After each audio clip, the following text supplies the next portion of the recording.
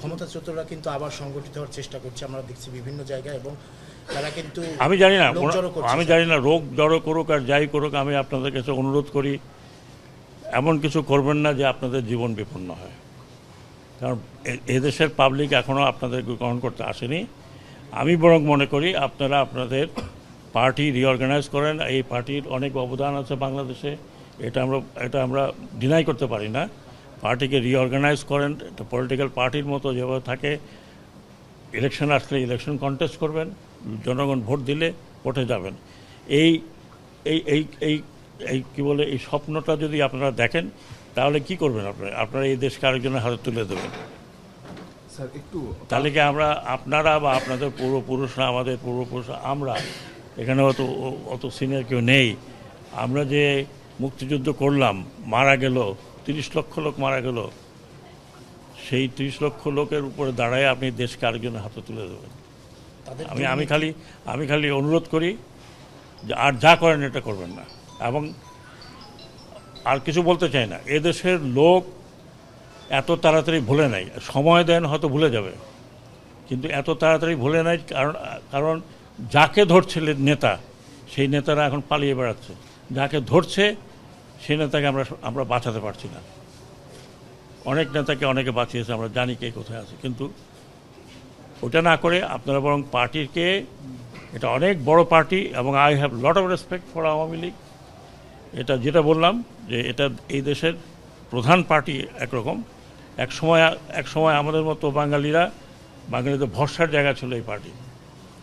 বাংলাদেশের 52 আন্দোলন, 69 গণ আন্দোলন, স্বাধীনতা, এটা পার্সোনাল কোনো কারণে নষ্ট করবেন না। এটা জাতীয় সম্পদ। আপনারা আসুন, যারা রেগুলার করতে চান। এখানে মারামারি কোনো লাভ নেই। আরও কিছু লোকের মৃত্যু আমরা চাই না।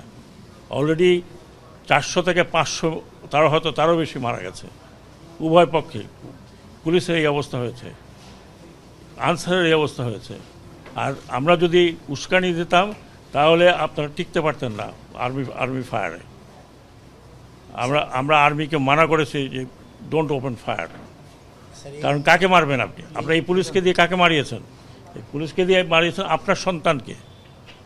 আপনার সন্তান না হয় একজন পুলিশের যে সদস্য কি বললেন যে স্যার কটা গুলি লাগে একটা ছেলেকে, তার ছেলের লাশ। এটা করবেন না, অনুরোধ করছি। প্ররোচনায় আসেন না, ব্যক্তিগত স্বার্থে আপনারা এত বড় একটা দলকে নষ্ট করেন না। এটা আমাদের প্রাইড ছিল,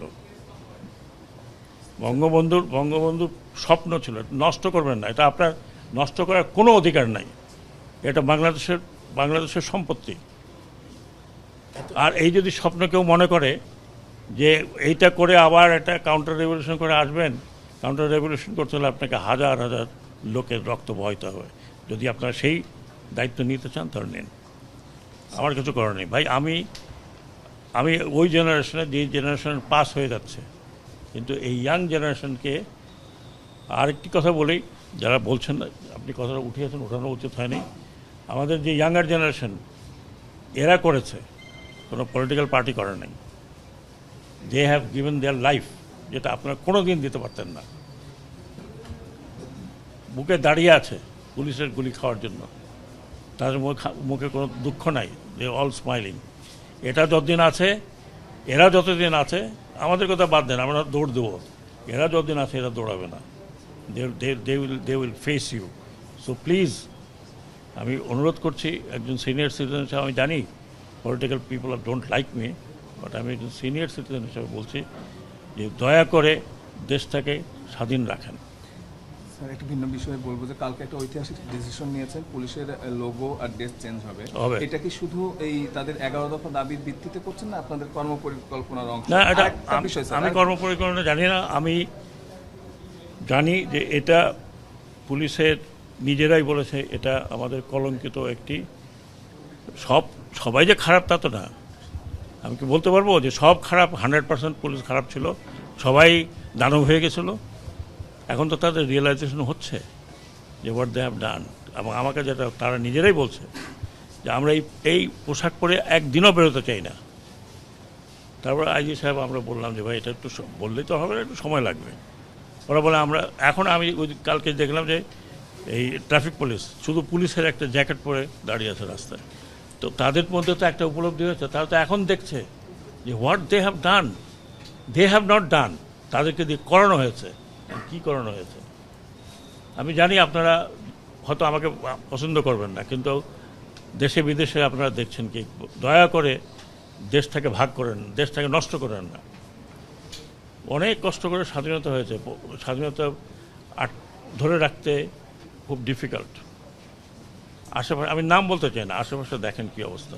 স্যার, এই পরিস্থিতির জন্য 11 দফার ভিতরে একটা অন্যতম দফা ছিল তাদের সিনিয়রদের বিচার। এই বিষয়টা আপনারা না, সেটা আমরা পরে, হ্যাঁ। আরে ভাই, একজনকে বললো আপনি দোষী, আমি কি ঝাঁপায় আপনার গলা ধরতে পারবো? ইনকোয়ারি লাগবে না? তাদের অবস্থান আপনাদের জানা আছে কিনা? বের হবে, ডেফিনেটলি বের হবে। Thank you.